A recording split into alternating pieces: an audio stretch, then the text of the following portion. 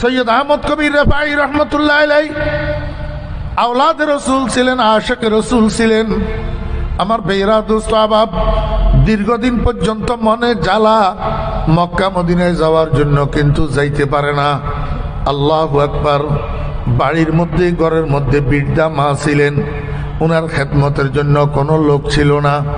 এই জন্য শত যন্ত্রণা অন্তরে পোষণ করিয়া মক্কা মদিনায় যাইতে পারে না। শেষ পর্যন্ত মা ইন্তেকাল করার পর, মাকে দাফন করার পরে পরবর্তী মৌসুমে উনি হজে রওনা হয়েছেন। মক্কা শরীফ থেকে হজের কাজ সম্পাদন করার পর এবার মদিনা শরীফ গেছেন। মদিনার রওজায়ে আকদাসের পাশে দাঁড়াইয়া কয়, ওয়াফিল বু'দের রূহি কুনতু উরসিলুহা তুকাব্বিলুল আরদা আন্নি ওয়া হিয়া নাইবাতি। আয় আল্লাহর রাসূল, আমি তো দূরে ছিলাম, মায়ের খেদমতের কারণে আসতে পারি নাই, কিন্তু আমার রুহটা প্রতিদিন আপনার রওজায়ে আকদাসে পাঠাইয়া দিতাম। আমার প্রতিনিধি হইয়া প্রতিদিন আমার রুহটা আপনাকে সালাম জানাইয়া চলে যাইত। কোন গর্তন না খাকে হারিমাস বহামদিল্লাহ কে যা মুকিমাস। আয় আল্লাহর হাবিব, ওয়াহাযিহি দৌলাতুল আশবাহি কাদ হাজারাত ফামদুদি ইয়ামিনাকা কায় তাহজা বিহা শাফাতি। আয় আল্লাহর হাবিব, আজকে সশরীরে আমি আপনার রওজার পাশে আপনার খেদমতে উপস্থিত হয়েছি। জানি না, হইতে পারে আমার এই হাজিরি আপনার দরবারে জীবনের প্রথম এবং শেষ হাজিরি। আর কোনো দিন হয়তো আমি আপনার রওজার পাশে দাঁড়াইতে আসবো না। আয় আল্লাহর রাসূল, ডাইন হাত মোবারকটা একটু মাটির উপরে উঠাইয়া দেন না, আমি আপনার হাত মোবারকের মধ্যে একটা চুমা দিতাম। ওয়াহাযিহি দৌলাতুল আশবাহি কাদ হাজারাত ফামদুদি ইয়ামিনাকা কায় তাহজা বিহা শাফাতি। ও বেরা দোস্ত আহবাবেরা, আল্লাহু আকবার। এমনি মুখের থেকে বাহির করার দেরি, সঙ্গে সঙ্গে রওজায়ে আকদাসের ডান পাশ দিয়া আল্লাহর হাবিব জনাবে মুহাম্মদুর রাসূলুল্লাহ সাল্লাল্লাহু আলাইহি ওয়াসাল্লামের ডান হাত মোবারক মাটির উপরে উঠে এসেছে। আল্লাহু আকবার। মদিনা শরীফের মধ্যে চতুর্দিকে মদিনার গলিয়ে গলিয়ে আল্লাহর হাবিবের হাত মোবারকের কিরণ, আল্লাহর হাবিবের হাত মোবারকের আলো মদিনার গলিতে গলিতে প্রসারিত হইতে শুরু করছে। গোটা মদিনা শরীফের মধ্যে হইচই শুরু হইয়া গেছে। ব্যাপারটা কি? আকাশের সূর্যের মধ্যে অন্ধকার লাগে গেছে। ব্যাপারটা কি? রওজায়ে আকদাসে কি হইতেছে? ও দোস্ত আহবাবেরা, চতুর্দিক থেকে দলে দলে মানুষ দৌড়াইতে দৌড়াইতে রওজায়ে আকদাসের পাশে আসি দেখে আব্দুল কাদের জিলানী রহমতুল্লাহ আলাইহি দাঁড়ানো। আব্দুল কাদের জিলানী রহমতুল্লাহ আলাইহিকে মানুষ জিজ্ঞেস করে, হুজুর কি ঘটনা, এখানে কি ঘটছে? আব্দুল কাদের জিলানী রহমতুল্লাহ আলাইহি কয়, আওলাদ রাসূল আল্লাহু আকবার সৈয়দ আহমদ কবির রেফাই আল্লাহর হাবিবের কাছে আবদার করছিলেন ডাইন হাত মোবারকটা বাড়াই দেওয়ার জন্য। আল্লাহর হাবিবের ডাইন হাত মোবারক মাটির উপরে উঠে এসছে। সৈয়দ আহমদ কবির রেফাই আল্লাহর হাবিবের হাত মোবারকের মধ্যে চুমা দিয়া সঙ্গে সঙ্গে পড়িয়া ইন্তেকাল হইয়া গেছে। আল্লাহ সুবহানাহু ওয়া তাআলা আমাদেরকে বানাইয়াছেন আল্লাহ পাকের ইবাদতের জন্য, আর ইবাদত হইল আল্লাহ পাকের হুকুম মানার নাম। এখন এই ইবাদত যে আমরা করতে পারি না, আল্লাহ পাকের হুকুম মানতে পারি না, এটার একটা কারণ হইল মহব্বত না থাকা। মহব্বত এমন এক জিনিস, এইটার দ্বারাই হুকুম মানা সহজ হয়, আর এটা না থাকলে হুকুম মানা কঠিন হয়।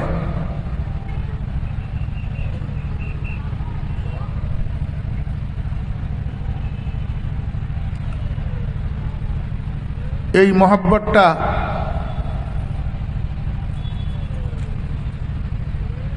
যত ঈমানদার আছে দুনিয়াতে, ঈমানদারদের কলবের মধ্যে সবচেয়ে বেশি থাকে আল্লাহ রাব্বুল আলামিনের জন্য।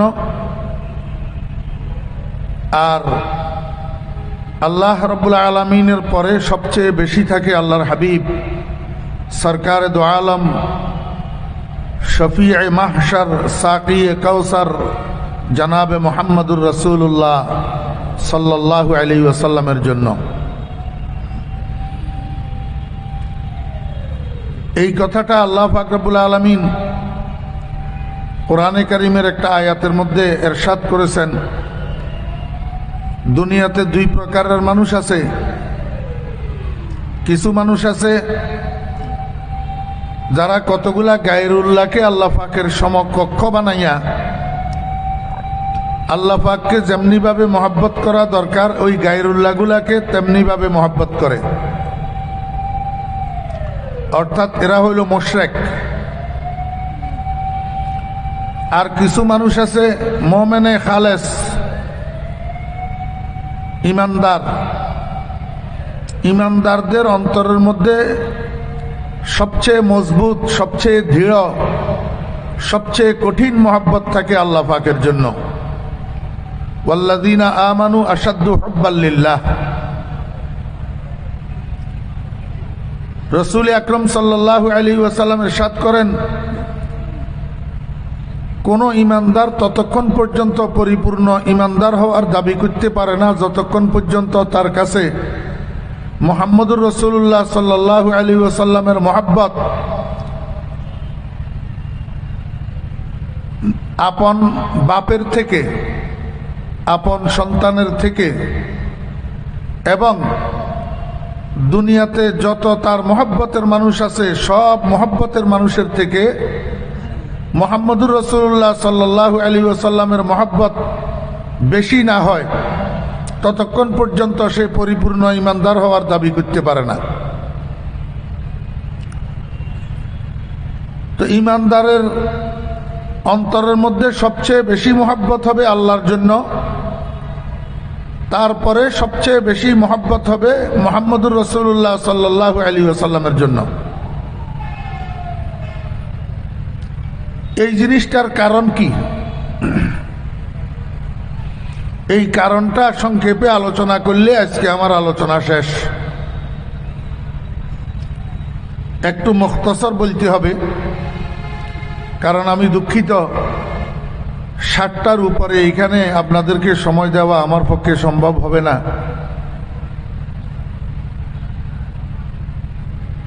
একজন মানুষ আরেকজন মানুষের প্রতি আসক্ত হয়, একজন মানুষ আরেকজন মানুষকে ভালোবাসে, মহব্বত করে তিনটা কারণে।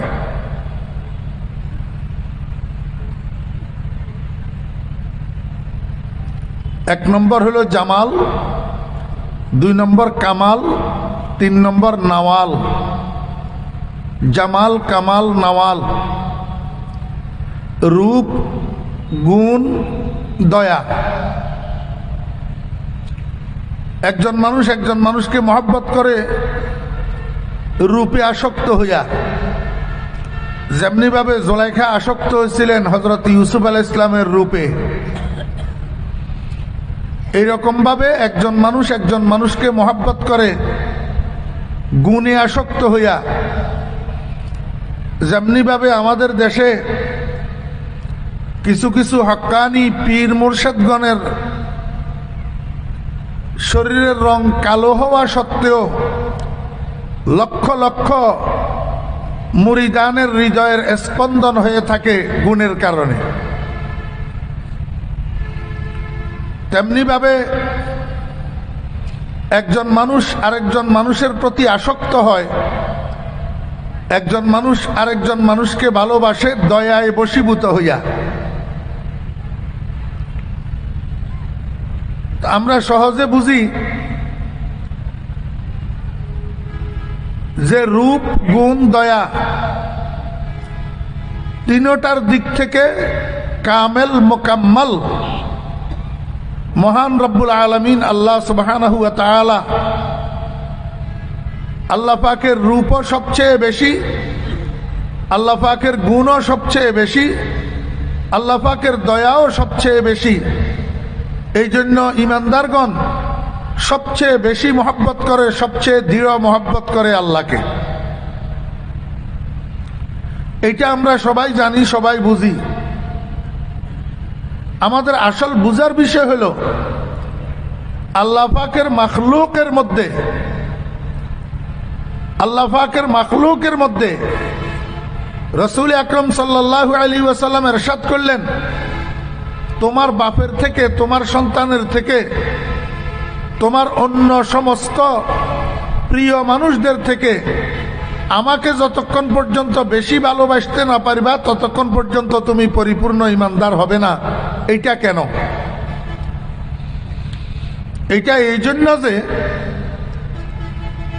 আল্লাহ পাকের পরে এই পৃথিবীতে আল্লাহ পাক যত মানুষ বানাইছেন সমস্ত মানুষের মধ্যে আল্লাহু আকবার, সবচেয়ে বেশি রূপের অধিকারী মুহাম্মদুর রাসূলুল্লাহ সাল্লাল্লাহু আলাইহি ওয়াসাল্লাম। এই কথাটা আমি আপনাদেরকে বুঝানো হলো আজকে আমার আলোচনার মূল বিষয়বস্তু। মুহাম্মদুর রাসূলুল্লাহ সাল্লাল্লাহু আলাইহি ওয়াসাল্লামের রূপ সবচেয়ে বেশি। রাসূল আকরাম সাল্লাল্লাহু আলাইহি ওয়াসাল্লাম মেরাজ শরীফ গেছেন, সেখানে তৃতীয় আসমানে হযরত ইউসুফ আলাইহিস সালামের সাথে দেখা।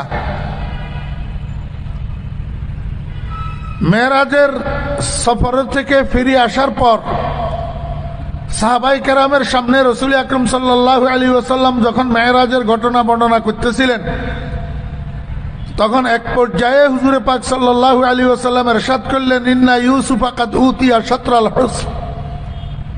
হে আমার সাহাবীগণ, ইউসুফ আলাইহিস সালামকে আল্লাহ পাকের সৃষ্ট সৌন্দর্যের অর্ধেক দিয়া তৈরি করছে, অর্ধেক দিয়া। সাহাবীদের মধ্য থেকে একজন আরজ করলেন, ইয়া রাসূলুল্লাহ, বাকি অর্ধেক? রাসূল আকরাম সাল্লাল্লাহু আলাইহি ওয়াসাল্লাম বললেন, বাকি অর্ধেক দিয়া বাকি অন্যান্য সমস্ত মানুষকে, সমস্ত সৃষ্টিকে আল্লাহ পাক বানাইছে। এতটুকুর মধ্যে কথা শেষ। ইহুদি মহিলা একটা কোন এক প্রয়োজনে আম্মা আয়েশা সিদ্দিকা রাদিয়াল্লাহু আনহার কাছে আসছেন। কথাবার্তার এক পর্যায়ে ইহুদি মহিলা এটা আম্মা আয়েশা সিদ্দিকা রাদিয়াল্লাহু আনহাকে জিজ্ঞেস করে বসলো, আয়েশা, বলুন তো দেখি, আমাদের নবী ইউসুফের সৌন্দর্য বেশি না আপনার স্বামীর সৌন্দর্য বেশি? আম্মাজান আয়েশা সিদ্দিকা রাদিয়াল্লাহু আনহা বলেন, ও ইহুদি মহিলা, তুমি এই প্রশ্ন আমাকে কেন করছো আমি জানি। তোমাদের ধর্মগ্রন্থ তাওরাতের মধ্যে তুমি একটা কথা পাইছো যে তোমাদের নবী হযরত ইউসুফ আলাইহিস সালামকে আল্লাহ পাকের সৃষ্ট সৌন্দর্যের অর্ধেক দিয়া একা তৈরি করছেন। এই কারণে তোমার খেয়াল হইছে যে বাকি অর্ধেকের মধ্যে মুহাম্মদুর রাসূলুল্লাহ সাল্লাল্লাহু আলাইহি ওয়াসাল্লামও আছে। তাহলে মুহাম্মদুর রাসূলুল্লাহ সাল্লাল্লাহু আলাইহি ওয়াসাল্লামের ভাগে তো ভাগের ভাগ এক ভাগ পড়ছে, যেটা ইউসুফ আলাইহিস সালাম থেকে কম। এতে কইরা তোমার সন্দেহ হইছে যে আমার স্বামী মুহাম্মদুর রাসূলুল্লাহ সাল্লাল্লাহু আলাইহি ওয়াসাল্লামের রূপ আর সৌন্দর্য তোমাদের নবী থেকে কম। আম্মা জান আয়েশা সিদ্দিকা রাদিয়াল্লাহু আনহা বলেন, ইহুদি মহিলা, তুমি জানো না, আমি আমার স্বামীর কাছে বলতে শুনেছি যে আল্লাহ পাক প্রথমে কতগুলা সৌন্দর্য সৃষ্টি করছেন, রূপ সৃষ্টি করছেন। এগুলাকে দুই ভাগ কইরা এক ভাগ দিয়া ইউসুফ আলাইহিস সালামকে তৈরি করছেন, আর এক ভাগ দিয়া সমস্ত সৃষ্টি জগৎকে তৈরি করছেন। দুটোটা ভাগকে একসাথ করলে যেই পরিমাণ হয়, সেই পরিমাণ রূপ আর সৌন্দর্য একা আমি মুহাম্মদুর রাসূলুল্লাহ সাল্লাল্লাহু আলাইহি ওয়াসাল্লামকে দান করছি। হুসনে खे शजरोए खूबा आशिकारा कर दई पसब चश्मे आशिक हुस्न यूसुफ दमे ईसा यद बैजादारी आचे खूबा हमादारंद तू तन्हादारी। আল্লাহু আকবার। মুহাম্মদুর রাসূলুল্লাহ সাল্লাল্লাহু আলাইহি ওয়াসাল্লামকে আল্লাহ পাক যে সৌন্দর্য দান করছিলেন, সেই সৌন্দর্যের অর্ধেক হযরত ইউসুফ আলাইহিস সালামকে দিয়া তো ইউসুফ আলাইহিস সালামকে তৈরি করছেন, আর বাকি অর্ধেক দিয়া সমস্ত সৃষ্টি জগৎকে, সমস্ত বনি আদমকে আল্লাহ পাক রব্বুল আলামিন তৈরি করছেন। এই কারণে হযরত আনাস রাদিয়াল্লাহু আনহু একটা রিওয়ায়াত নকল করছেন যে রাসূল আকরাম সাল্লাল্লাহু আলাইহি ওয়াসাল্লাম ইরশাদ করছেন, যত নবী আল্লাহ পাক দুনিয়াতে পাঠাইছেন সমস্ত নবীগুলা চেহারার সৌন্দর্যের অধিকারী ছিলেন, সুন্দর চেহারার অধিকারী ছিলেন। হে আমার সাহাবীগণ, তোমরা জানিয়ে রাখো যে তোমাদের নবী ওই সমস্ত নবী রাসূলদের থেকে আল্লাহু আকবার বেশি রূপের, বেশি সৌন্দর্যের অধিকারী ছিলেন। তোমাদের নবীর রূপ আর সৌন্দর্য পূর্বেকার ১৬ লক্ষ নবী রাসূলদের রূপের চেয়েও বেশি। আমার বেরা দোস্ত আহবাব, এই কারণে হযরত জাবের রাদিয়াল্লাহু আনহু বর্ণনা করেন, কুন্না রাআইনা ইলাল কমরি ফি লাইলাতিল বদরি মাররাতান সুম্মা ইলা ওয়াজহি রাসূলিল্লাহি সাল্লাল্লাহু আলাইহি ওয়াসাল্লাম মাররাতান ফাওয়াল্লাযী নাফসি বিয়াদিহি লাওয়াজহু রাসূলিল্লাহি সাল্লাল্লাহু আলাইহি ওয়াসাল্লাম আযওয়াউ মিনাল কমর ফি লাইলাতিল বদর আও কামা ক্বালা রাদিয়াল্লাহু আন। হযরত জাবের রাদিয়াল্লাহু আনহু বলেন, আমরা নবীর সাহাবীগণ 14 তারিখের পূর্ণিমার রজনীতে একবার আকাশের চাঁদের দিকে তাকাইতাম, আরেকবার মুহাম্মাদুর রাসূলুল্লাহ সাল্লাল্লাহু আলাইহি ওয়াসাল্লামের চেহারার দিকে তাকাইতাম। আমি জাবের আল্লাহর কসম করে বলতেছি, আমি জাবের আল্লাহর কসম করে বলতেছি, লাওয়াজহু রাসূলিল্লাহি সাল্লাল্লাহু আলাইহি ওয়াসাল্লাম আযওয়াউ মিনাল কমর ফি লাইলাতিল বদর। মুহাম্মাদুর রাসূলুল্লাহ সাল্লাল্লাহু আলাইহি ওয়াসাল্লামের চেহারা মোবারক 14 তারিখের চাঁদের থেকেও বেশি সুন্দর, 14 তারিখের চাঁদের চেয়েও বেশি সুন্দর। আমার ভাইরা দোস্ত আহবাব, এই কারণে আম্মা আয়েশা সিদ্দিকা রাদিয়াল্লাহু আনহা থেকেও আছে এই হাদিস, হযরত উম্মে সালমা রাদিয়াল্লাহু আনহা থেকেও আছে।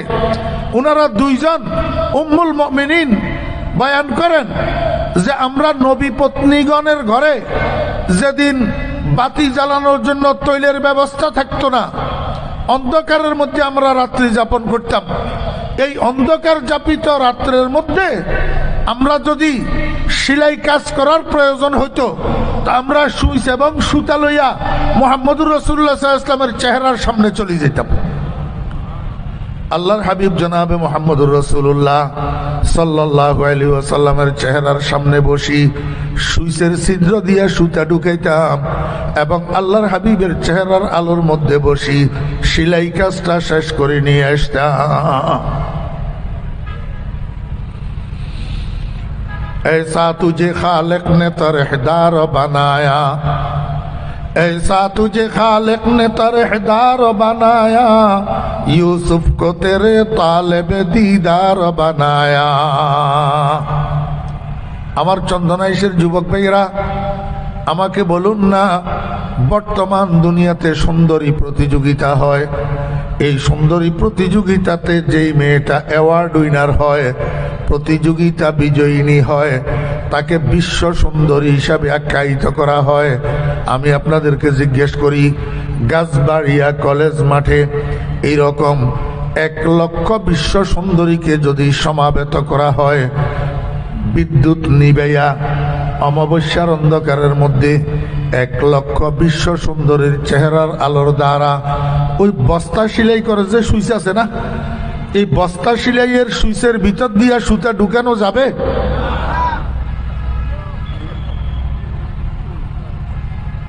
সাহাবায়ে কেরাম হাদিস শরীফের মধ্যে ইরশাদ করেন, রাত্র যদি যত গভীর হইতো, অন্ধকার যত গাঢ় হইতো, মুহাম্মদুর রাসূলুল্লাহ সাল্লাল্লাহু আলাইহি ওয়াসাল্লামের চেহারা মোবারক লাইটের মতো ঝলমল ঝলমল করত।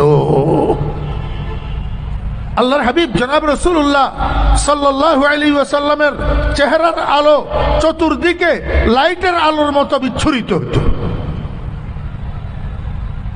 সৈয়দ আহমদ কবির রেফাই রহমতুল্লাহ আলাইহি আওলাদ রসুল ছিলেন, আশিক রসুল ছিলেন। আমার বেরা দোস্ত আহবাব, দীর্ঘদিন পর্যন্ত মনে জ্বালা, মক্কা মদিনায় যাওয়ার জন্য কিন্তু যাইতে পারে না। আল্লাহু আকবার। বাড়ির মধ্যে, ঘরের মধ্যে বৃদ্ধা মা ছিলেন, ওনার খেদমতের জন্য কোনো লোক ছিল না। এই জন্য শত যন্ত্রণা অন্তরে পোষণ করিয়া মক্কা মদিনায় যাইতে পারে না। শেষ পর্যন্ত মা ইন্তেকাল করার পর, মাকে দাফন করার পরে পরবর্তী মৌসুমে উনি হজে রওনা হয়েছেন। মক্কা শরীফ থেকে হজের কাজ সম্পাদন করার পর এবার মদিনা শরীফ গেছেন। মদিনার রওজায়ে আকদাসের পাশে দাঁড়াইয়া কয়, ওয়াফিল বু'দের রূহি কুনতু উরসিলুহা তুকাব্বিলুল আরদা আন্নি ওয়া হিয়া নাইবাতি। আয় আল্লাহর রাসূল, আমি তো দূরে ছিলাম, মায়ের খেদমতের কারণে আসতে পারি নাই, কিন্তু আমার রুহটা প্রতিদিন আপনার রওজায়ে আকদাসে পাঠাইয়া দিতাম। আমার প্রতিনিধি হইয়া প্রতিদিন আমার রুহটা আপনাকে সালাম জানাইয়া চলে যাইত। কোন গর্তন না খাকে হারিমাস বহামদিল্লাহ কে যা মুকিমাস। আয় আল্লাহর হাবিব, ওয়াহাজিহি দৌলাতুল আশবাহি কাদ হাজারাত ফামদুদি ইয়ামিনাকা কায় তাহজা বিহা শাফাতি। আয় আল্লাহর হাবিব, আজকে সশরীরে আমি আপনার রওজার পাশে আপনার খেদমতে উপস্থিত হয়েছি। জানি না, হইতে পারে আমার এই হাজিরি আপনার দরবারে জীবনের প্রথম এবং শেষ হাজিরি। আর কোনো দিন হয়তো আমি আপনার রওজার পাশে দাঁড়াইতে আসবো না। আয় আল্লাহর রাসূল, ডাইন হাত মোবারকটা একটু মাটির উপরে উঠাইয়া দেন না, আমি আপনার হাত মোবারকের মধ্যে একটা চুমা দিতাম। ওয়াহাদিহি দৌলাতুল আশবাহি কাদ হাজারাত ফামদুদ ইয়ামিনাকা কায় তাহজা বিহা শাফাতি। ও বেরা দোস্ত আহবাবেরা, আল্লাহু আকবার। এমনি মুখের থেকে বাহির করার দেরি, সঙ্গে সঙ্গে রওজায়ে আকদাসের ডান পাশ দিয়া আল্লাহর হাবিব জনাবে মুহাম্মদুর রাসূলুল্লাহ সাল্লাল্লাহু আলাইহি ওয়াসাল্লামের ডান হাত মোবারক মাটির উপরে উঠে এসেছে। আল্লাহু আকবার। মদিনা শরীফের মধ্যে চতুর্দিকে মদিনার গলিয়ে গলিয়ে আল্লাহর হাবিবের হাত মোবারকের কিরণ, আল্লাহর হাবিবের হাত মোবারকের আলো মদিনার গলিতে গলিতে প্রসারিত হইতে শুরু করছে। গোটা মদিনা শরীফের মধ্যে হইচই শুরু হইয়া গেছে। ব্যাপারটা কি? আকাশের সূর্যের মধ্যে অন্ধকার লাগে গেছে। ব্যাপারটা কি? রওজায়ে আকদাসে কি হইতেছে? ও দোস্ত আহবাবেরা, চতুর্দিক থেকে দলে দলে মানুষ দৌড়াইতে দৌড়াইতে রওজায়ে আকদাসের পাশে আসি দেখে আব্দুল কাদের জিলানী রহমতুল্লাহ আলাইহি দাঁড়ানো। আব্দুল কাদের জিলানী রহমতুল্লাহ আলাইহিকে মানুষ জিজ্ঞেস করে, হুজুর কি ঘটনা, এখানে কি ঘটছে? আব্দুল কাদের জিলানী রহমতুল্লাহ আলাইহি কয়, আওলাদ রাসূল আল্লাহু আকবার সৈয়দ আহমদ কবির রেফাই আল্লাহর হাবিবের কাছে আবদার করছিলেন ডাইন হাত মোবারকটা বাড়াই দেওয়ার জন্য। আল্লাহর হাবিবের ডাইন হাত মোবারক মাটির উপরে উঠে এসছে। সৈয়দ আহমদ কবির রেফাই আল্লাহর হাবিবের হাত মোবারকের মধ্যে চুমা দিয়া সঙ্গে সঙ্গে পড়িয়া ইন্তেকাল হইয়া গেছে। ও দোস্ত আহবাবেরা, আল্লাহর হাবিবের হাত মোবারকের থেকে আমি আপনাদেরকে বুঝাইতে চাইছিলাম, আল্লাহর হাবিবের হাত মোবারকের আলো রওজায়ে আকদাসের থেকে হাত মোবারক উপরে উঠার সাথে সাথে ওরে মদিনার গলিয়ে গলিয়ে মানুষ কেমনে টের পাইল ওই রওজায়ে আকদাসের দিক থেকে একটা আলোর বিচ্ছুরণ দেখিয়া। ও ভাইরা দোস্ত আহবাব, বুঝার জন্য বলতেছি, কেউ মনে কষ্ট নিবেন না। আমাদেরকে আমাদের নবীজি শিক্ষা দিছেন, রোগীকে ঘৃণা করিও না, রোগকে ঘৃণা করো, রোগীকে মহব্বত করো। এই জন্য আমরা রোগকে ঘৃণা করি, রোগীকে মহব্বত করি। আমরা মুহাম্মদুর রাসূলুল্লাহ সাল্লাল্লাহু আলাইহি ওয়াসাল্লামের কোনো উম্মতকে ঘৃণা করি না, কোনো উম্মতকে গালি দেই না, কোনো উম্মতকে কাফের বলি না। দোস্ত আহবাবেরা, আল্লাহর হাবিবের দেওয়া দায়িত্ব আমাদের কাঁধে আছে। এই জন্য বুঝানোর জন্য বলতেছি, খোদার কসম কাউকে ছোট করা উদ্দেশ্য নয়।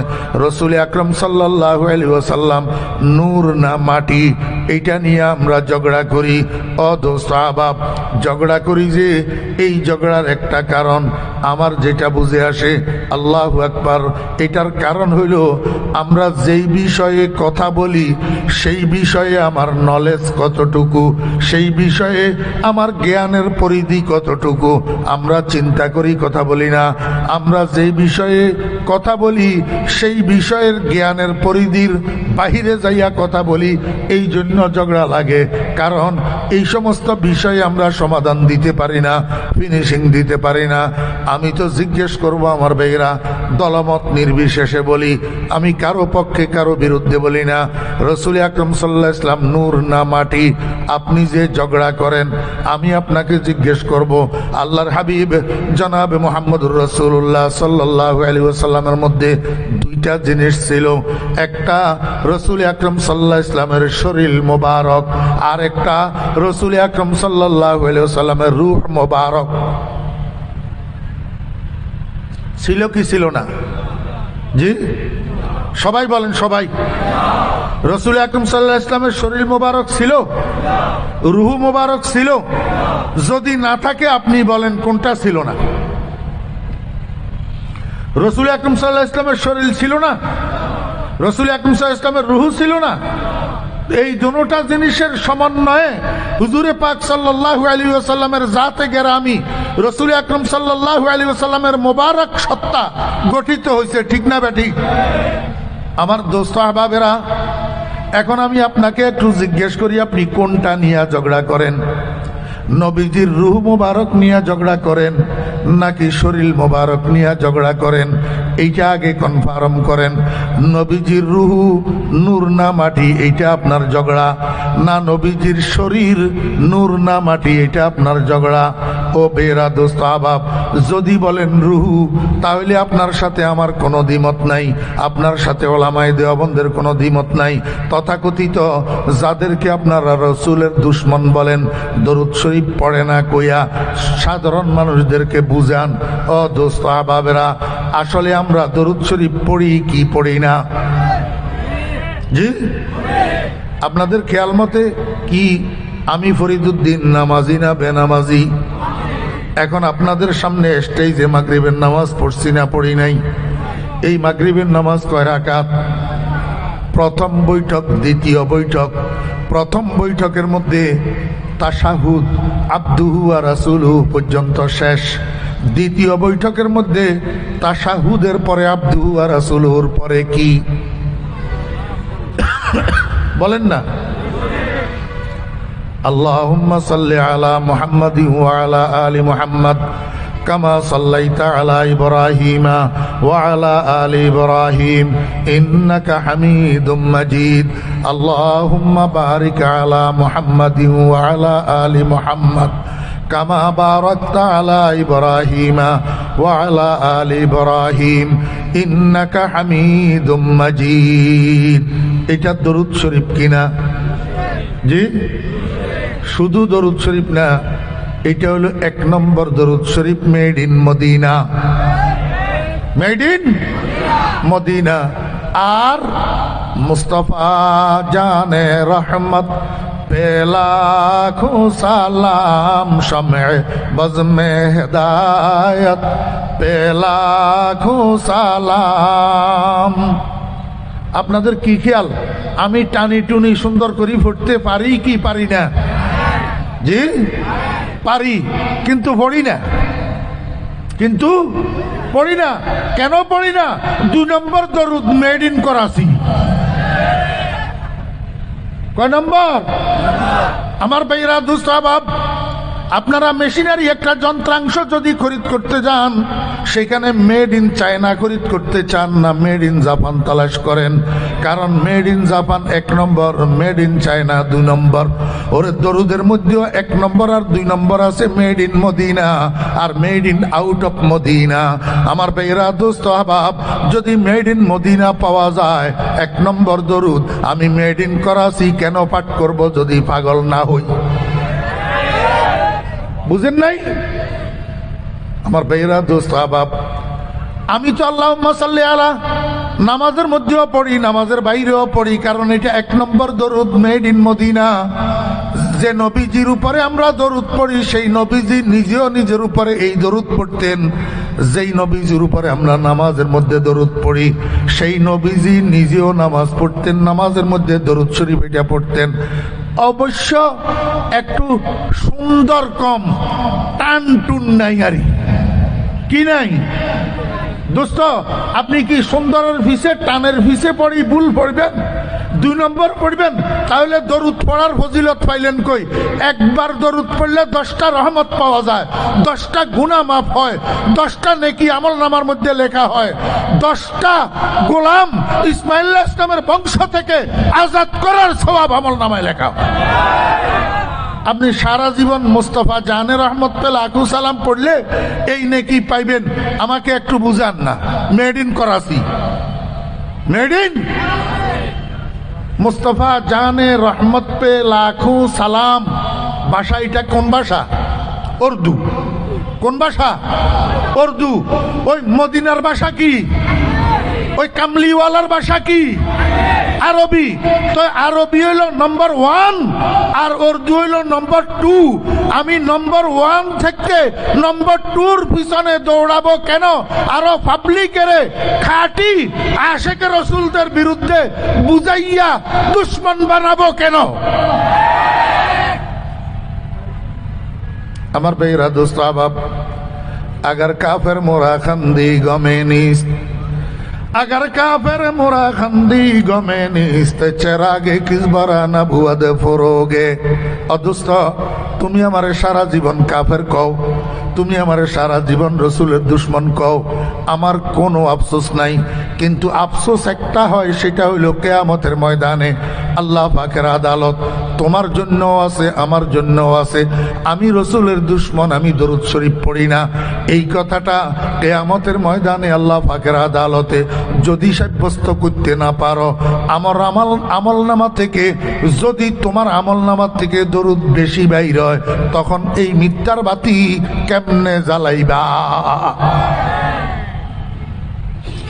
এখানে দুনিয়াতে পাবলিকের ভুল বুঝাইলাম, সেইখানে এই ভুল বুঝানো যাবে?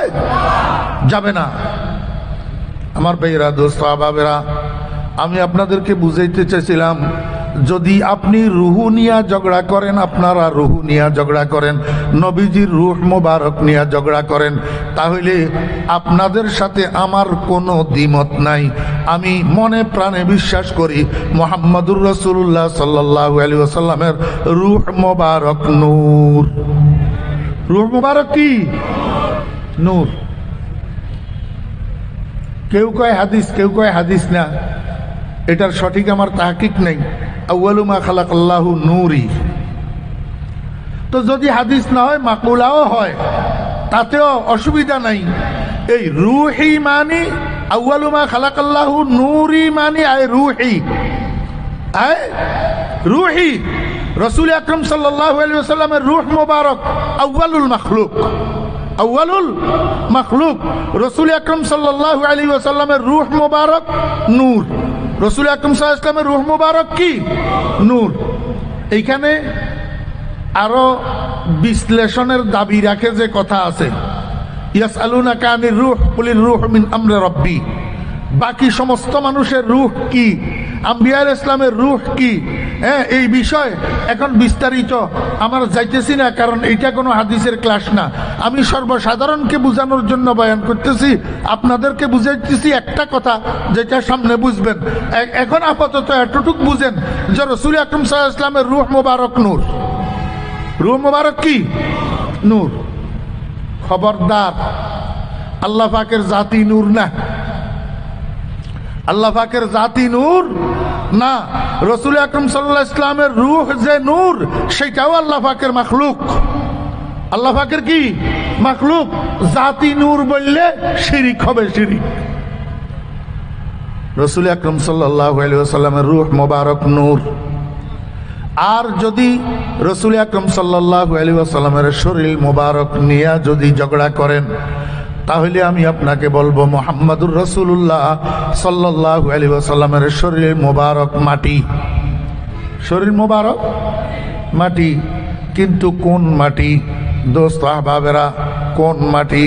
কোন মাটি দিয়ে রাসূল আকরাম সাল্লাল্লাহু আলাইহি ওয়াসাল্লামের শরীর মোবারক আল্লাহ পাক রব্বুল আলামিন তৈরি করছেন? একটু পরে বলি। আগে বলেন রাসূল আকরাম সাল্লাল্লাহু আলাইহি ওয়াসাল্লাম শরীর মোবারক কোন কারখানায় তৈরি হয়েছে? বলেন না, চিন্তা করি বলেন না। রাসূল আকরাম সাল্লাল্লাহু আলাইহি ওয়াসাল্লামের শরীর মোবারক তৈরি হয়েছে কোন কারখানায়? জি, মা আমেনার পেটের ভিতর। মা আমেনার পেটের ভিতর। আপনারা আমাকে একটু বুঝে থাকলে বলুন তো, রাসূল আকরাম সাল্লাল্লাহু আলাইহি ওয়াসাল্লাম মা আমেনার পেটের থেকে ভূমিষ্ঠ হইছেন না হন নাই? জি না, নবীজির শরীর আসমান থেকে নাজিল হয়েছে? যদি আসমান থেকে নবীজির শরীর নাজিল হয় তাহলে মিলাদ হবে কিসের? মিলাদ মানে তো জন্ম। মিলাদ মানে কি? জন্ম। তো জন্ম কোথার থেকে হয়েছে নবীজি? মায়ের গর্ভ থেকে না আসমান থেকে ডাইরেক্ট? মায়ের গর্ভ থেকে না? তাহলে বোঝা যায় নবীজির শরীর মোবারক কোথায় তৈরি হয়েছে? মায়ের পেটের মধ্যে। কোন মাটি দিয়া তৈরি হয়েছে? قال النبي صلى الله عليه وسلم ما من مولود إلا وفي سرته من تربة التي خلق منها حتى يدفن فيها وأنا وأبو بكر وعمر خلقنا من تربة واحدة حتى ندفن فيها أو كما قال النبي عليه الصلاة والسلام। আল্লাহর হাবিব জনাব রাসূলুল্লাহ সাল্লাল্লাহু আলাইহি ওয়াসাল্লাম ইরশাদ করেন, আল্লাহ পাক যখন কোনো মায়ের গর্ভে কোনো মানব সন্তানকে তৈরি করার ইচ্ছা করেন, তখন ৩৪,১২০ দিন অতিবাহিত হওয়ার পর যখন ওই মানুষটার বডি স্ট্রাকচার মায়ের পেটের মধ্যে তৈরি হয়, এই সময়ের মধ্যে আল্লাহ পাক একজন ফেরেশতা নিযুক্ত করেন। ওই ফেরেশতাকে অর্ডার দেন, ফেরেশতা অমুক দেশের অমুক জেলার অমুক থানার অমুক ইউনিয়নের অমুক গ্রামের অমুক বাড়ির অমুকের স্ত্রী অমুকের পেটের মধ্যে আমি আমার একজন বান্দা তৈরি করতেছি। ওই মানুষটার যেখানে কবর হবে সেই কবরের মাটি থেকে এক চিমটি মাটি লইয়া তার মায়ের পেটের ভিতরে তার নাভির সাথে মিশ্রিত করে দাও। আল্লাহর হাবিব জনাব রাসূলুল্লাহ সাল্লাল্লাহু আলাইহি ওয়াসাল্লাম বলেন, যেই জায়গার মাটি যেই মানুষের নাভির সাথে মায়ের পেটের মধ্যে মিশ্রিত করে দেওয়া হয়, ঠিক সেই জায়গাতেই তার দাফন হয়। আল্লাহর হাবিব বলেন, ও আমার সাহাবীগণ, তোমরা খেয়াল করিও, আমি, আমার আবু বকর, আমার ওমর, আমরা তিনজন এক মাটির তৈরি। দেখবা আমরা তিনজন এক জায়গায় দাফন হব। হইছে নি? রাসূল আকরাম সাল্লাল্লাহু আলাইহি ওয়াসাল্লামের সাথে একই জায়গায় আবু বকর আর ওমর দাফন হইছে না হয় নাই? কারণ কি? এক মাটির তৈরি, এক মাটির তৈরি। আমি বলতেছি না, রাসূলুল্লাহ সাল্লাল্লাহু আলাইহি ওয়াসাল্লাম বলতেছে। রাসূল আকরাম সাল্লাল্লাহু আলাইহি ওয়াসাল্লাম বলতেছে, ওয়া আনা, এবং আমি, ওয়া আবু বকরিন, এবং আবু বকর, ওয়া ওমরু, আর ওমর, খুলিকনা, আমরা তিনজনকে বানানো হয়েছে মিন তুরবাতিন ওয়াহিদাতিন, মিন তুরবাতিন ওয়াহিদাতিন। তুরবাতুন মানি মাটি, তুরবাতুন মানি মাটি। আমরা তিনজনকে এক মাটির থেকে বানানো হয়েছে। হাত্তা নুদফানা ফিহা, এমনকি আমরা তিনজন একই জায়গায় দফন হব। আমার ভাইয়েরা, দোস্ত আহবাবেরা, বুঝে থাকলে একটু বলুন না। এই যে রাসূল আকরাম সাল্লাল্লাহু আলাইহি ওয়াসাল্লাম বললেন আমরা তিনজন একই মাটির তৈরি, এইখানে নবীজি নিজের রূহের কথা বলছেন না শরীরের কথা বলছেন? কিসের কথা বলছেন? তাহলে রাসূল আকরাম সাল্লাল্লাহু আলাইহি ওয়াসাল্লামের শরীর মোবারক কিসের তৈরি? মাটির তৈরি। মাটি যে সেটা কোন মাটি? ও বেরা দোস্ত আহবাব, রহমত আলী সমদ আলী খান্ডা শরীদুদ্দিনের বানাইছে যে সেই মাটি না। আল্লাহু আকবার। আল্লাহ পাক রব্বুল আলামিন যখন ইচ্ছা করলেন নিজেকে প্রকাশ করবেন, নিজের জাতের বিকাশ ঘটাবেন, তখন আল্লাহ পাক ইচ্ছা করলেন নিজের সুরতে আদমকে তৈরি করবেন, আদম সন্তান বানাবেন। এখন এই আদম সন্তান বসবাস করবে কোথায়? গোটা সৃষ্টি জগৎ ভর্তি ফানি আর ফানি আর ফানি, কোথাও মাটির অস্তিত্ব নাই। ওয়াকানা আরশুহু আলাল মা, আল্লাহ পাকের আরশ ছিল পানির উপর। এখন এই পানির উপর বনি আদম চলবে কেমনে, হাঁটবে কেমনে, বসবে কেমনে, শুইবে কেমনে, নিচের দিকে ডুবে যাবে। এখন বনি আদম বানানোর আগে আল্লাহ পাক রব্বুল আলামিন বনি আদমকে দুনিয়াতে স্থিরভাবে বসবাসের ব্যবস্থা করার জন্য মাটি তৈরি করার ইচ্ছা করছেন। জিব্রাইলের কয়, ও জিব্রাইল, গোটা পৃথিবীটাকে চতুর্দিক থেকে মাপো, মাপিয়া পৃথিবীর মাঝখানের পয়েন্ট কোনটা সেটা নির্ধারিত করো। জিব্রাইল চতুর্দিক থেকে গোটা পৃথিবীকে মাপিয়া মাঝখানের মিডল পয়েন্টটা নির্ণয় করছে। কয় রব্বুল আলামিন এই জায়গাটা হলো পৃথিবীর মিডল পয়েন্ট। আল্লাহ পাক রব্বুল আলামিন, আল্লাহু আকবার, সেখানে পানির মধ্যে একটা ঢেউ সৃষ্টি করছেন, এবার আরেকটা ঢেউ সৃষ্টি করছেন। এই দুইটা ঢেউয়ের মধ্যে যখন ধাক্কা লাগছে কিছু ফেনা তৈরি হয়েছে, ফেনা জাবাদুল বাহার, কচুরি ফানা না, পানির ফেনা। এই ফেনাইগুলাকে আল্লাহ পাক রব্বুল আলামিন কয় ঘুরাইতে ঘুরাইতে ঘুরাইতে ঘুরাইতে 40 দিন পর্যন্ত ঘুরাইছে। 40 দিন ঘুরানোর পরে এই ফেনাইটা ছোট্ট একটা মাটির টুকরায় রূপান্তরিত হয়েছে। এক রিওয়ায়াতের মধ্যে আছে পানির দুইটা ঢেউয়ের ধাক্কায় প্রথমে একটা ভোটকা তৈরি হয়েছে, বুলবুলা অভাব। এই ভোটকাইটারে আল্লাহ পাক রব্বুল আলামিন 40 দিন ঘুরাইয়া একটু ফেনা তৈরি করছেন। ফেনা এগুলারে 40 দিন ঘুরাইয়া আল্লাহ পাক রব্বুল আলামিন এক টুকরা মাটি তৈরি করছেন। এই মাটিটাকে আরেকটা পানির ঢেউয়ের ধাক্কা লাগাইয়া মাঝখানে ফাটিয়া দুই টুকরা বানাইছেন। এক টুকরাকে আল্লাহ পাক কুন ফায়াকুনের মাধ্যমে যেখানে তৈরি করছেন সেখানে স্থির করে দিয়েছেন, নড়াচড়া নাই। আর এক টুকরাকে আরেকটা পানির ঢেউয়ের ধাক্কা লাগাইয়া মদিনা শরীফ নিয়ে রাখছে। কোথায় নিয়ে রাখছে? মদিনা শরীফ কেন নিছে একটু পরে বুঝবেন আমার ভাইরা, দোস্ত আহবাব। এখন পৃথিবীর ইতিহাসের সদ্য সৃষ্টি করা আল্লাহু আকবার নতুন মাটি দুই জায়গায় দুই টুকরাকে আল্লাহ পাক রব্বুল আলামিন বলেন, ও মাটির টুকরা তোমরা বড় হইতে থাকো। এই মাটির টুকরা দোনোটা বড় হইতেছে। বড় হইতে হইতে হইতে হইতে দোনো টুকরা একটা যখন আরেকটার সাথে আসি লাগছে, এইবার কয় চতুর্দিকে সম্প্রসারিত হও। পিঠা যেরকম মেলে এরকম চতুর্দিকে মেলতে আছে। এই মেলতে আছে মেলতে আছে মেলতে আছে। পৃথিবীর মাটি কিয়ামত পর্যন্ত মেলতে থাকবে, কিয়ামত পর্যন্ত সম্প্রসারিত হবে। আমার ভাইয়েরা, দোস্ত আহবাব, এক টুকরা তো মদিনা শরীফ নিয়ে রাখলো, আর এক টুকরা যেখানে বানাইছে পৃথিবীর ইতিহাসের সর্বপ্রথম সৃষ্টি করা মাটি যেখানে বানাইছে ওই পৃথিবীর মিডল পয়েন্টে স্থির করে দিয়েছে। এই মাটি দিয়া আল্লাহ পাক রব্বুল আলামিন 4টা কাজ করছেন। কয়টা কাজ বুঝে থাকলে বলুন না, এটা কোন মাটি? পৃথিবীর ইতিহাসের সর্বপ্রথম সৃষ্টি করা মাটি। এই মাটি দিয়ে আল্লাহ পাক রব্বুল আলামিন 4টা কাজ করছেন। 1 নম্বর কাজ করছেন, এই মাটির উপরে আল্লাহ পাক একটা ঘর বানাইছেন। আল্লাহ পাক রব্বুল আলামিনের ইচ্ছা হইল পৃথিবীটাকে আবাদ করবেন। এখন কোনখান থেকে আবাদ করা শুরু করবেন? অদস্ত মিডল পয়েন্টের থেকে আবাদ করা শুরু করবেন। কেন? আল্লাহ পাকের ইচ্ছা হইল এই পৃথিবীর ইতিহাসের সর্বপ্রথম সৃষ্টি করা মাটি দিয়া আল্লাহ পাক আল্লাহর বন্ধুর শরীর মোবারক বানাবেন, যাতে কইরা রাসূল আকরাম সাল্লাল্লাহু আলাইহি ওয়াসাল্লাম মিন হাইসুর রূহ যেমন আউয়ালুল মাখলুক আছেন, মিন হাইসুল জিসিম আউয়ালুল মাখলুক হয়। এই জন্য পৃথিবীর ইতিহাসের সর্বপ্রথম সৃষ্টি করা মাটি দিয়া মুহাম্মদুর রাসূলুল্লাহ সাল্লাল্লাহু আলাইহি ওয়াসাল্লামের শরীর মোবারক বানাইছেন। কারণ নবীজিকে আল্লাহ পাক রব্বুল আলামিন রাসূল বানাইয়া পাঠাবেন ইলা কাফাতিন নাস, সারা দুনিয়ার মানুষের জন্য রাসূল বানাইয়া পাঠাবেন। এখন সেন্টার থেকে দাওয়াতের কাজ হইলে দাওয়াতের কাজটা গোটা পৃথিবীব্যাপী সম্প্রসারিত হইতে সহজ হবে। এই জন্য সেন্টার থেকে আল্লাহ পাক রব্বুল আলামিন আবাদ করা শুরু করছে। এই নতুন মাটির উপর, পৃথিবীর ইতিহাসের সর্বপ্রথম সৃষ্টি করা মাটির উপর আল্লাহ পাক আল্লাহর ফেরেশতাদেরকে দিয়ে একটা ঘর বানাইছেন। এই ঘরটার নাম হলো খানায়ে কাবা। ইন্না আউওয়ালা বাইতি উযিআ লিন-নাস লাল্লাযী বিবাক্কাতা মুবারাকা। এটা পৃথিবীর ইতিহাসের সর্বপ্রথম ঘর।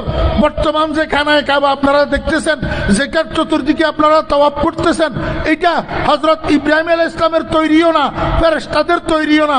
এটা হলো হাজ্জাজ ইবনে ইউসুফের বানা, হাজ্জাজ ইবনে ইউসুফের নির্মাণ। এটার মোট 10 বার নির্মাণ হয়েছে। প্রথম নির্মাণ ফেরেশতাদের দ্বারা হয়েছে।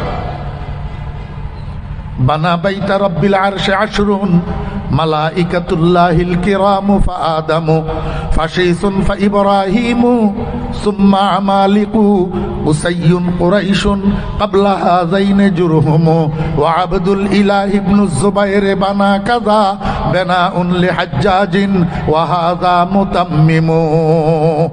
পৃথিবীর ইতিহাসের সর্বপ্রথম ঘর খানায় কাবা। এই খানায় কাবার নিচের মাটি দিয়া আল্লাহ পাক 3টা কাজ করছেন। 1 নম্বর, এই খানায় কাবার নিচের মাটিরে সেখান থেকে একটা ভাগ নিয়া ওই মদিনা শরীফ নিছে। কেন মদিনা শরীফ নিছে? আল্লাহ পাক রব্বুল আলামিন আলিমুল গায়ব, আল্লাহ পাক জানেন আল্লাহর বন্ধু যদিও জন্মগ্রহণ করবে মক্কায়, কিন্তু শেষ পর্যন্ত কাফেরদের নির্যাতনের কারণে, নবীজির দাওয়াতের কাজ বিঘ্নিত হওয়ার কারণে আল্লাহ পাকের হুকুমে নবীজি মদিনায় হিজরত করবেন, আর সেখানে নবীজির ওয়াফাত হবে, সেখানে নবীজির দাফন হবে, সেখানে নবীজির দাফন হবে। এখন যদি ওই যেই মাটি দিয়া নবীজিকে সৃষ্টি করা হইতেছে সেই মাটি মদিনায় না থাকে, তাহলে যেই মাটির তৈরি সেই মাটিতে দাফন কেমনে হবে? বুঝছেন না বুঝেন নাই? এই জন্য প্রথম ওই মাটির একটা অংশ মদিনা শরীফ নিয়ে রাখছে। এরপরে এই মাটি আল্লাহু আকবার মা আমেনার গর্ভের মধ্যে জিব্রাইলকে দিয়া আল্লাহ পাক রব্বুল আলামিন ওই খানায় কাবার নিচের মাটি আল্লাহু আকবার পৃথিবীর ইতিহাসের সর্বপ্রথম সৃষ্টি করা মাটি নিয়া মা আমেনার গর্ভের মধ্যে আল্লাহর হাবিব জনাবে মুহাম্মদুর রাসূলুল্লাহ সাল্লাল্লাহু আলাইহি ওয়াসাল্লামের নাভির সাথে মিশ্রিত করে দেয়া হয়েছে। তৃতীয় নম্বরে এই মাটি দিয়া আল্লাহ পাক রব্বুল আলামিন জান্নাতুল ফেরদাউস তৈরি করেছেন। ও বেরা দোস্ত আবাবেরা, কত দামি মাটি, কত উঁচু মর্যাদার মাটি। আল্লাহু আকবার। নফস গুম কর দামি আয়দ জোনাই দো বায়জিদি যা আদব গাহি ইস্তাজিরে আ সেমা আজআর নাজুক তর নফস গুম কর দামি আয়দ জোনাই দো বায়জিদি যা। ও বেরা দোস্ত আবাব, রাসূল আকরাম সাল্লাল্লাহু আলাইহি ওয়াসাল্লাম যেই মাটি দিয়া নবীজির শরীর মোবারক তৈরি হয়েছে, এটা কোনো সাধারণ মাটি না, এটা অনেক দামি মাটি। আল্লাহু আকবার। আমি আপনাদেরকে একটা কথা বোঝানোর জন্য এই পর্যন্ত নিয়ে আসছি, মনোযোগ আসেনি? রাসূল আকরাম সাল্লাল্লাহু আলাইহি ওয়াসাল্লামের রূহ মোবারক কি? নূর। শরীর মোবারক কি? মাটি। শরীর মোবারক মাটি হওয়ার পরেও নবীজিকে নূরে মুজাসসাম বলে আমাদের উলামায়ে কেরাম, উলামায়ে দেওবন্দ। নূরে মুজাসসাম উলামায়ে দেওবন্দের কিতাবাদির মধ্যে, উর্দু কিতাবাদির মধ্যে বুরে বুরে আছে নূরে মুজাসসাম, নূরে মুজাসসাম। ও নূরে মুজাসসাম অর্থ কি? সশরীরে নূর, সশরীরে নূর। নূর, নূর বাংলা কি? আলো। নূর বাংলা কি? তো সশরীরে নূর মানি, নূরে মুজাসসাম মানি সশরীরে আলো। সশরীরে কি? আমার বেরা দোস্ত আবাব, রাসূল আকরাম সাল্লাল্লাহু আলাইহি ওয়াসাল্লামের শরীর মোবারক মাটির বানানো হওয়ার পরেও নবীজি সশরীরে আলো। সশরীরে কি? আলো। কেমনে? টর্চ লাইট নেই কারো কাছে? Torch light? ও একটা টর্চ লাইট দেন না। মোবাইলে লাইট দিব না? চাইয়ে না, হয়নি, দেও না। ওনারা ব্যাগুনে খেয়াল করতে লাগবেন না। আর আতর তালুর ফিট এবার মাটি নেও, মাটির কালার নো এলাসন তো লাল দেখা যাননি? হ্যাঁ, এ লাল দেখা যাচ্ছে এবার কি কারণে? ও ভিতরে দিয়ে লাইট জ্বলে যে এই কারণে লাল দেখা যান না। তো রাসূল আকরাম সাল্লাল্লাহু আলাইহি ওয়াসাল্লামের রূহ মোবারক যদি নূর হয়, ইবা হাজার হাজার পাওয়ারের ভোল্টেজের লাইট নয় না। এই জন্য তো রাসূল আকরাম সাল্লাল্লাহু আলাইহি ওয়াসাল্লামের চেহারা মোবারক অন্ধকার যত গাঢ় হয়, রাসূল আকরাম সাল্লাল্লাহু আলাইহি ওয়াসাল্লামের চেহারা মোবারকের আলো তত চতুর্দিকে প্রসারিত, লাইটের মতো জ্বলে। কথা বুঝছেন না বুঝেন নাই?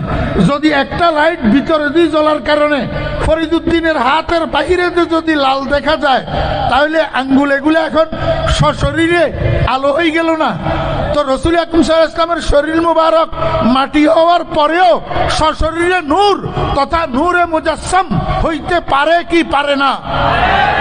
এবার একটু বুঝি থাকলে বলেন তো, আমরা কি রসুল আকরাম সাল্লাল্লাহু আলাইহি ওয়াসাল্লাম নূর হওয়াটাকে স্বীকার করলাম না অস্বীকার করলাম? এরপরে বিরোধিতা করি, উম্মতের মধ্যে ফাটল সৃষ্টি করার, দলবিভক্তি সৃষ্টি করার কারণ কি? কারণ হলো একটা জিনিস, ওই পেটকে খাতের বনে ভিখারি ফেরতে দর দর মারে, বাবু একে পয়সা দে দে।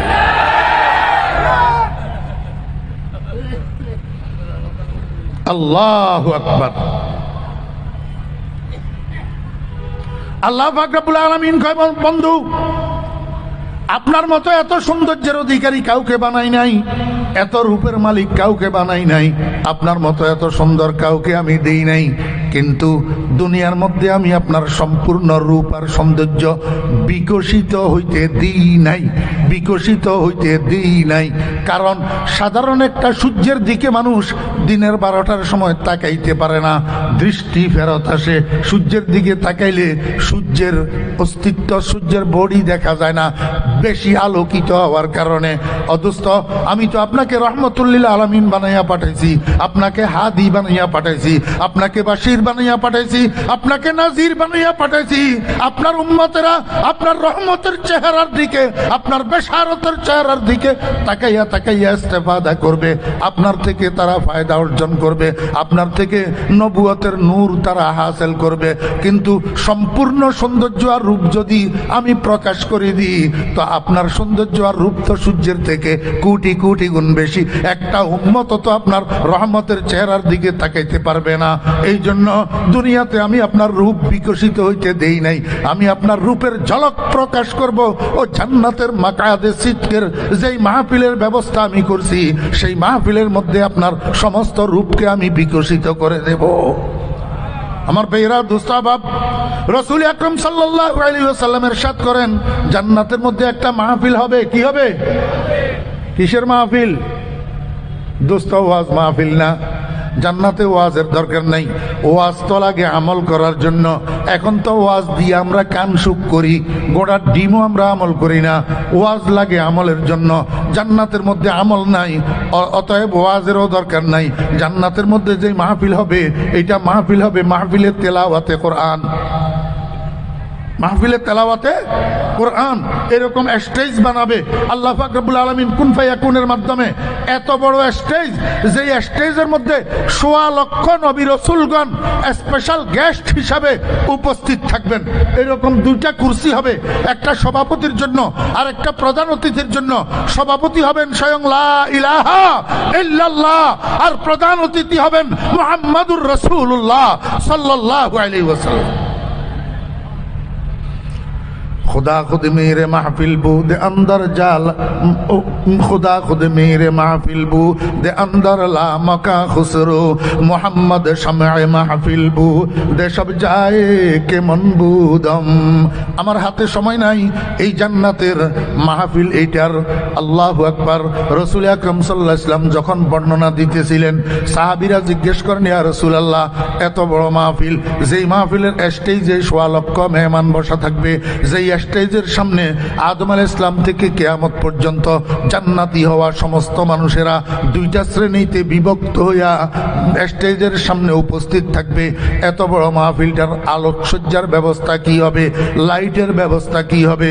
সরকারে দো আলম জনাবে মুহাম্মদুর রাসূলুল্লাহ সাল্লাল্লাহু আলাইহি ওয়াসাল্লাম বলেন, আমার সাহাবীগণ, জান্নাতের মাহফিলের মধ্যে পৃথক কোনো লাইটের ব্যবস্থা থাকবে না। গোটা মাহফিলটা আমি মুহাম্মদুর রাসূলুল্লাহ সাল্লাল্লাহু আলাইহি ওয়াসাল্লামের চেহারার আলোর দ্বারা আলোকিত হইয়া থাকবে। खुदा खुद मीर महफिल बू दे अंदर ला मका खुसरू मोहम्मद शमअ महफिल बू दे सब जाए के मन बुदम। ও বেরা দোস্ত বাবেরা, এতক্ষণ আলোচনায় কি বুঝলেন? আল্লাহর পরে সবচেয়ে রূপের মালিক, সবচেয়ে রূপের অধিকারী মুহাম্মাদুর রাসূলুল্লাহ সাল্লাল্লাহু আলাইহি ওয়াসাল্লাম। আল্লাহর পরে সবচেয়ে গুণের অধিকারী, সবচেয়ে গুণের মালিক মুহাম্মাদুর রাসূলুল্লাহ সাল্লাল্লাহু আলাইহি ওয়াসাল্লাম। আল্লাহর পরে গোটা পৃথিবীর মানবতার জন্য সবচেয়ে বড় দয়ালু, ওয়ামা আরসালনাকা ইল্লা রাহমাতাল লিল আলামিন, সবচেয়ে বড় দয়ালু মুহাম্মাদুর রাসূলুল্লাহ সাল্লাল্লাহু আলাইহি ওয়াসাল্লাম। এই জন্য হুজুরে পাক সাল্লাল্লাহু আলাইহি ওয়াসাল্লাম কয়, উম্মত যদি রূপ গুণ দয়া এই তিন কারণে একজন আরেকজনকে ভালোবাসে, তো আমার থেকে বড় রূপবান আর কেউ নাই, আমার থেকে বড় গুণী আর কেউ নাই, আমার থেকে বড় দয়ালু আর কেউ নাই। এই জন্য তোমার দুনিয়াতে যত মহাব্বতের মানুষ আছে, তোমার মা বাপ সহ, তোমার আওলাদ পর্যন্ত সহ, সন্তান বিবি বাচ্চা সহ যত মহাব্বতের মানুষ আছে, সমস্ত মহাব্বতের মানুষের থেকে আমি রসুলকে যতক্ষণ পর্যন্ত বেশি ভালো না বাসবা, ততক্ষণ তুমি লা ইউমিনু আহাদুকুম হাত্তা আকুনা হাব্বা ইলাইহি মিন ওয়ালিদিহি ওয়া ওয়ালাদিহি ওয়ান নাসি আজমাইন, যতক্ষণ পর্যন্ত আমাকে বেশি ভালো না বাসবা, ততক্ষণ পর্যন্ত তুমি পরিপূর্ণ ইমানদার হইতে পারবে না। মোহাম্মদ কি মোহাব্বত দীন হক কি শর্ত আউয়াল है, उसी में हो अगर खामी तो ईमाना मुकम्मल है। আমার বেরা দোস্ত আবাব, আমাকে সময় অনুমতি দিতেছে না, আর পাইতেছি না। আল্লাহ পাক রব্বুল আলামিন মৃত্যুর আগে আমাদের প্রত্যেকের অন্তরের মধ্যে মুহাম্মদুর রাসূলুল্লাহ সাল্লাল্লাহু আলাইহি ওয়াসাল্লামের ভরপুর মহব্বত দান করেন। নবীজির মহব্বত লইয়া যেন আমরা কবরে যাইতে পারি, আল্লাহ পাক আমাদেরকে তৌফিক দান করেন। ওয়া আখিরু দাওয়ানা